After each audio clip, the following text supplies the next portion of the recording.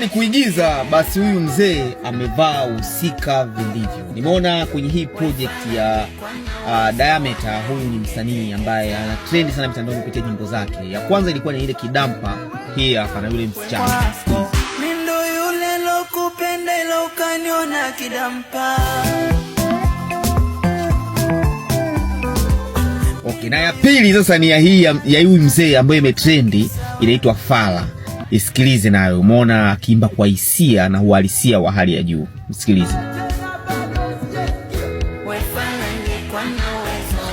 Sasa nimpe kwanza kongole msanii kwa kuweza kuchagua karakta wazuri sana, kuweza kuipeleka project yake mbele zaidi. Na nimeona baadhi ya mitandaoni imekuwa ni gumzo, wengi wakirudi kwenda kuangalia original video kupitia YouTube yake, kupitia TikTok na mitandao mingine. Lakini huyu mzee amebeba hisia kubwa sana, na bila shaka au pasipo shaka ilikuwa ni project ambayo ilipangika kabisa, imepangwa kutokana na series ya matukio na namna hii. Series ya kwanza ni ile tukio ile mdada, kama mnakumbuka, alirekodiwa video akiumba kwa hisia ule wimbo wa Kidampa kwa hisia sana, hali ambayo ilifanya wimbo huu trend sana na watu wengi kwenda kumuhoji kwa nini na kisa. Lakini story yake ilirelate na wimbo, kitu ambacho wimbo ulifanya ukaenda mbali zaidi na ikavuta sana hisia za wengi. So alichagua karakta nzuri, na kwa mzee pia Fala ameimeza. Na mzee nimemsikia mara kadhaa akizungumza kwamba huyu anapenda nyimbo za huyu kijana kutokana na kubeba uhalisia.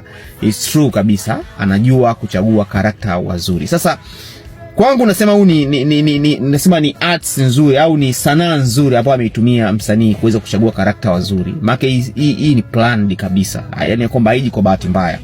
Ukiangalia video ya kwanza, video ya kwanza, quality kwanza ya mtu ambao amerekodi ni ilirekodiwa kwa ubora wa hali ya juu, lakini pia ilikuwa ni planned show. Ukiangalia sound ya muziki ambao unasikika, lakini aina ya watu ambao walikuwa wanaimba kwa hisia eneo lile pale ile ya rekodi ilikuwa pia ni planned. The same to scenario ya tukio hili. Tukiangalia watu ambao wanaimba kwenye hili tukio, video ambazo zinarekodiwa ni quality hali ya juu, so it means ni planned. Kwa hiyo msanii amefanikiwa kwa kiwango kikubwa sana kutumia karakta wazuri kwenye kuigiza ama kuonyesha vitendo uhalisia wa kazi yake. Hii nimeipenda sana, na ni moja kati ya mbinu ambao ameitumia na kuweza kufikisha ujumbe wake kwa urahisi zaidi.